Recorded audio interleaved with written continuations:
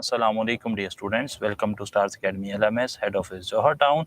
आज हम बात कर रहे हैं अपने यूनिट नंबर 4 की, जिसका नाम है लिक्विड्स। लास्ट टाइम हमने गैसेस को इन डिटेल डिस्कस किया।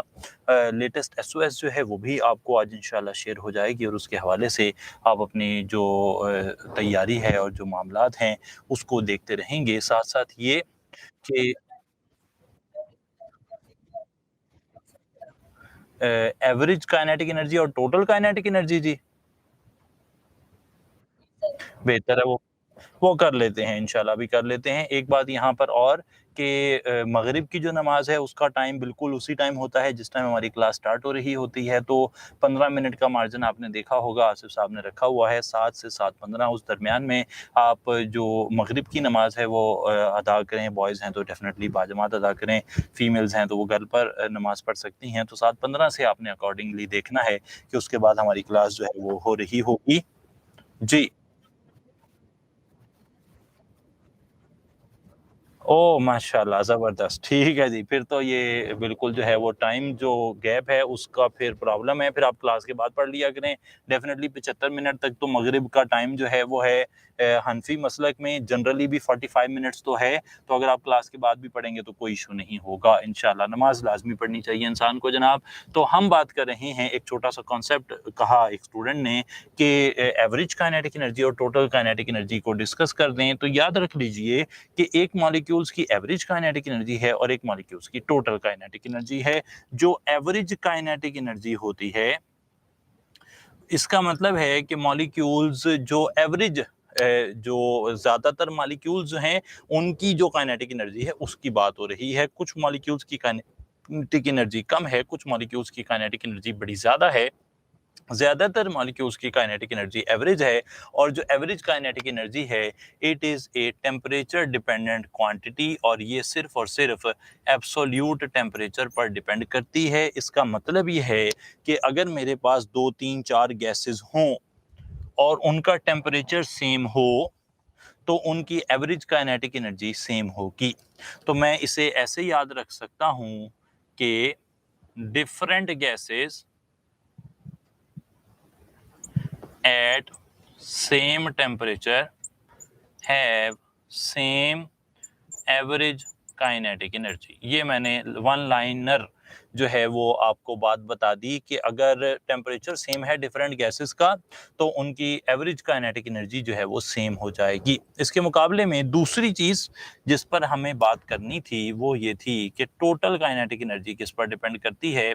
एवरेज काइनेटिक एनर्जी चाहे 1 मोल हो चाहे 10 मोल हो, वो उन सब का एवरेज होती है तो वो एक खास पैटर्न शो करती है। लेकिन टोटल काइनेटिक एनर्जी डिपेंड करती है कि 1 मोल है या 2 हैं या 3 हैं या 4 हैं। तो जैसे जैसे मोल्स बढ़ेंगे वैसे वैसे टोटल काइनेटिक एनर्जी जो है वो बढ़ेगी। तो इसका मतलब है कि अगर 1 मोल हाइड्रोजन हो और 10 मोल हाइड्रोजन हो तो 10 मोल हाइड्रोजन की टोटल काइनेटिक एनर्जी ज़्यादा होगी। ये बात अग्री किया जी आपने इस बात से?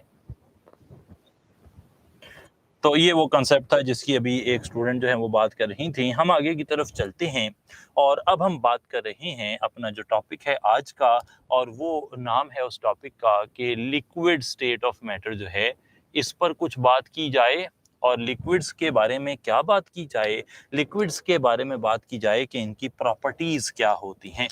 ये बात भी गौरतलब है कि प्रॉपर्टीज़ ऑफ लिक्विड जो हैं वो, अगर आप पंजाब टेक्स्ट बुक बोर्ड के स्टूडेंट हैं तो फिर आपकी टेक्स्ट बुक के अंदर मेंशन्ड नहीं हैं। तो हम कुछ प्रॉपर्टीज़ आपके सामने जो है वो लिखेंगे और उन प्रॉपर्टीज़ को जो है वो फिर आगे देखते भी रहेंगे। सबसे पहली प्रॉपर्टी जिस पर मैं बात कर रहा हूँ वो ये है कि लिक्विड्स की नो डेफिनेट शेप, लिक्विड्स की कोई डेफिनेट शेप जो है वो नहीं होती, लेकिन लिक्विड्स का डेफिनेट वॉल्यूम होता है।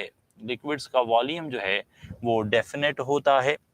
लिक्विड्स के बारे में एक बात ये भी याद रहे कि अगर हम इंटरमॉलिक्यूलर फोर्सेस को कंपेयर करें तो सॉलिड्स के अंदर इंटरमॉलिक्यूलर फोर्सेस सबसे ज़्यादा हैं। फिर दूसरे नंबर पर आते हैं लिक्विड्स, उनमें इंटरमॉलिक्यूलर फोर्सेस दूसरे नंबर पर हैं जो कि गैसेस के मुकाबले में बहुत ज़्यादा होती हैं। तो इंटरमॉलिक्यूलर फोर्सेस सॉलिड्स में ज़्यादा, लिक्विड्स में कम और गैसेस में नेग्लिजिबल सबसे कम होती हैं। इसके बिल्कुल ऑपोजिट चलते हैं तो फिर हमें नज़र आते हैं इंटरमॉलिक्यूलर डिस्टेंसेस, मॉलिक्यूल्स के दरमियान फासला सॉलिड्स और लिक्विड्स में वो कम होता है, लेकिन गैसेस के अंदर इंटरमॉलिक्यूलर डिस्टेंसेस जो हैं वो बहुत ज़्यादा होते हैं। आगे की तरफ चलते हुए हमें ऑल इम्पॉर्टेंट काइनेटिक एनर्जी को कंपेयर करना चाहिए और उससे हम प्रेप बुक का एक क्वेश्चन भी देख लेंगे। वो ये है कि सॉलिड्स जो हैं इनकी काइनेटिक एनर्जी जो है वो कम होती है क्योंकि मॉलिक्यूल्स ओनली जो है वो वाइब्रेशनल मोशन करते हैं। लिक्विड्स की काइनेटिक एनर्जी ज़्यादा होती है क्योंकि यहाँ पे ट्रांसलेशनल, वाइब्रेशनल, रोटेशनल तीनों तरह की मोशन होती है। सॉलिड्स के अंदर सिर्फ और सिर्फ वाइब्रेशनल मोशन होती है, लेकिन गैसेस की काइनेटिक एनर्जी सबसे ज़्यादा होती है और उसमें भी तीनों ही तरह की मोशन होती है।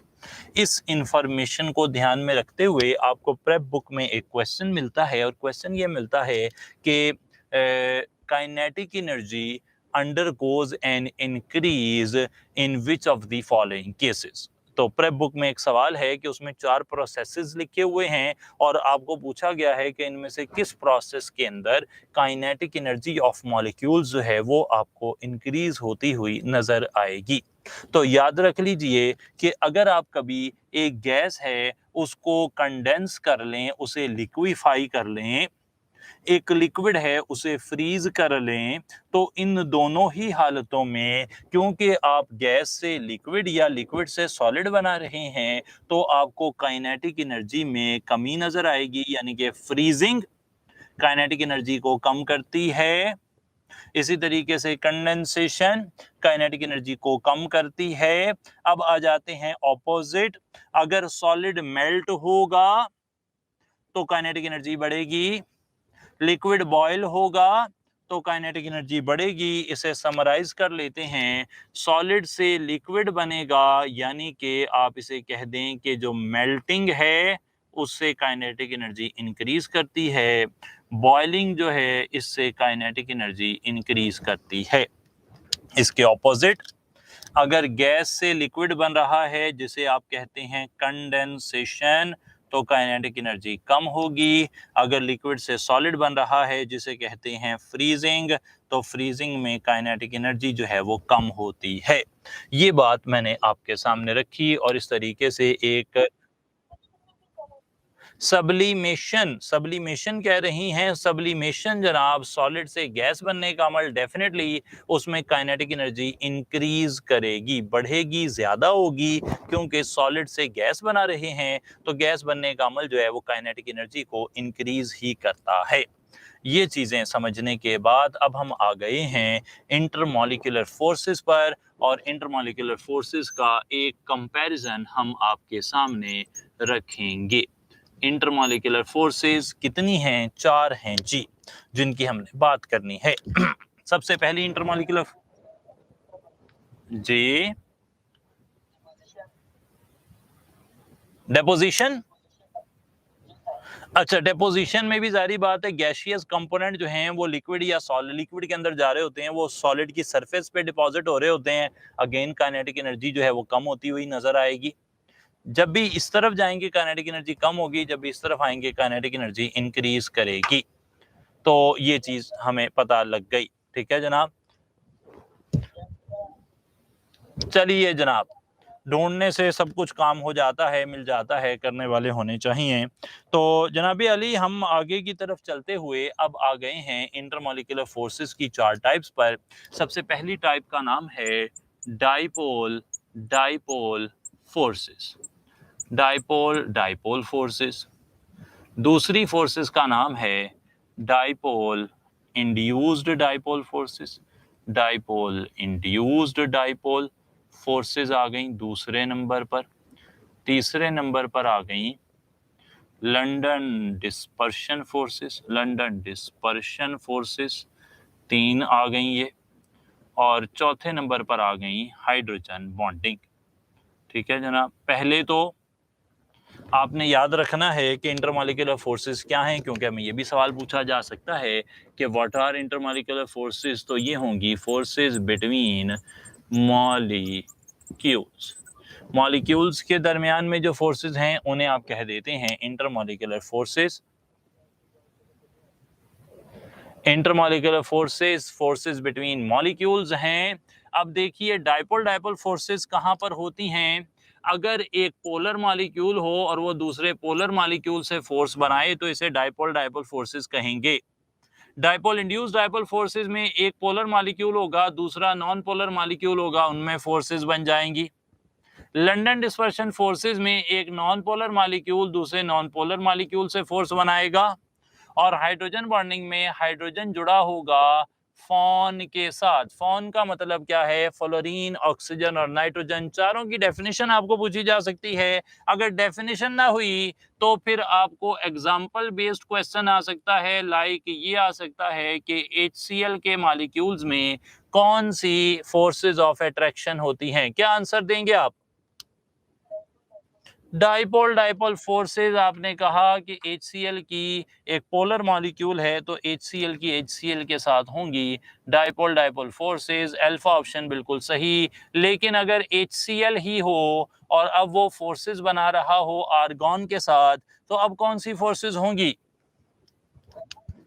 वो कहते हैं जी डाइपोल इंड्यूस्ड डाइपोल फोर्सेस, क्योंकि HCl तो हमें पता है कि एक पोलर मॉलिक्यूल है, अलबत्ता आर्गॉन जो है वो नॉन पोलर है, तो बीटा ऑप्शन बिल्कुल सही हो गया। अब हम देख रहे हैं कि हमारे पास मौजूद है एक फिनोमिनन जिसका नाम है liquefaction of noble gases. Liquefaction of noble gases is due two forces of attraction. तो क्या कहेंगे? वो कहते हैं जी लंदन डिस्पर्शन फोर्सेस, क्योंकि नोबल गैसेस नॉन पोलर हैं। हीलियम के मॉलिक्यूल अगर लिक्विफाई हो जाएं या नियॉन के मॉलिक्यूल लिक्विफाई हो जाएं तो उसकी वजह क्या हो सकती है? वो हो सकती है लंदन डिस्पर्शन फोर्सेस। ये भी याद रहे इंटरमॉलिक्यूलर फोर्सेस को मिलाकर वैन डर वाल्स फोर्सेस भी कहते हैं। ये इनका दूसरा नाम आ गया। अब जी HCl में हाइड्रोजन बॉन्डिंग नहीं होती, और क्यों नहीं होती उसकी वजह ये है जी, ये देख लीजिए।